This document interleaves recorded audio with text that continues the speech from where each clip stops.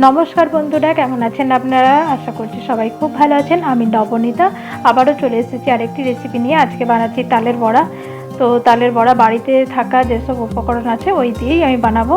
তো আপনারা রেসিপিটা দেখতে থাকুন। বাইরের থেকে ক্রিস্পি আর ভেতরে একদম স্পঞ্জি সফট তালের বড়া রেসিপি আপনাদের সাথে আমি শেয়ার করছি। তো প্রথমে তালের মাড়িটা বের করে নেবো। এটা আমি তালের মাড়িটা বের করতে পারি না, তো ওই জন্য আমার হাবিকে বললাম একটু হেল্প করে দিতে। তো আমার হাবি এই ছুরিটার সাহায্যে তালের মাড়িটাকে বের করে দেবে। একটাই তাল পেয়েছি, তো একটা তালের মধ্যে 3টে আঁঠি আছে। তো এই 3টে আঁঠি প্রথমে জল দিয়ে একটুখানি সফট করে নিয়ে তালের মাড়িটাকে বের করে দিচ্ছে।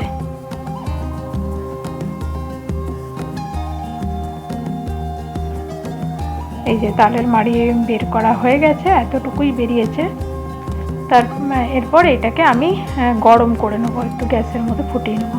তো এটাকে আমি ছাঁকনি করে ছেঁকে নিচ্ছি। যদি কিছু সোঁয়া টোয়া থাকে, মানে ওই সুতোর মতোগুলো থাকে না তালের মাড়িতে, তো সেগুলো ওই ছাঁকনিতে ছেঁকে নিলে তো ওটার মধ্যে মানে আটকে যাবে আর কি। তো 1 চিমটে নুন দিলাম আর ছোটো চামচে 4 চামচ চিনি দিয়ে এটি ভালো করে গ্যাসের মধ্যে ফুটিয়ে নেবো।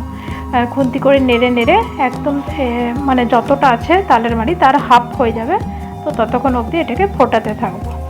তাহলে তালের যে একটা কাঁচা গন্ধ আর একটা তেতো ভাব থাকে, তো সেটা কেটে যাবে তার জন্য।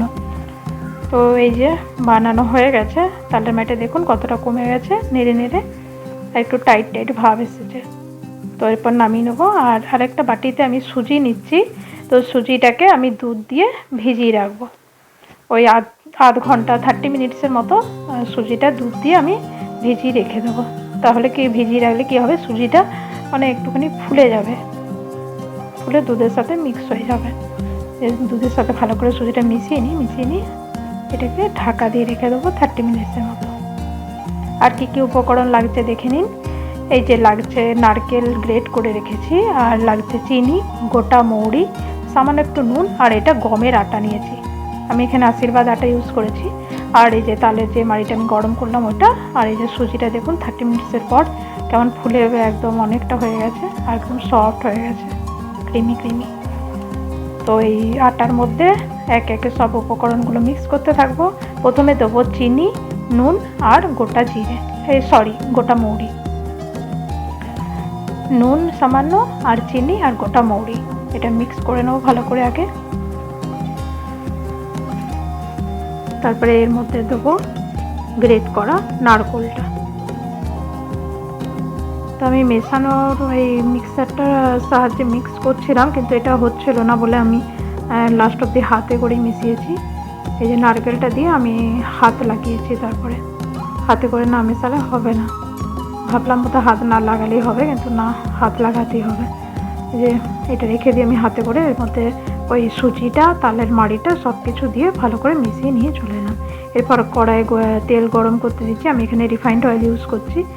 তো কড়াই রিফাইন্ড অয়েল গরম হয়ে গেছে। এই যে এটা ডিপ ফ্রাই হবে, ওই জন্য অনেকটা তেল নিয়েছি।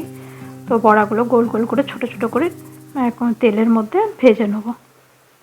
আপনারা যারা আমার এই চ্যানেলটিতে নতুন, তারা অবশ্যই আমার চ্যানেলটি সাবস্ক্রাইব করে আমার পাশে থাকবেন।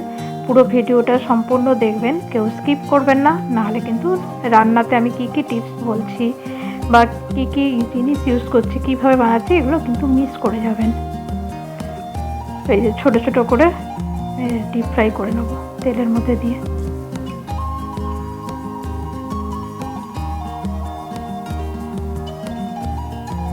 কেমন লাগলো রেসিপিটি অবশ্যই কমেন্ট বক্সে জানাবেন।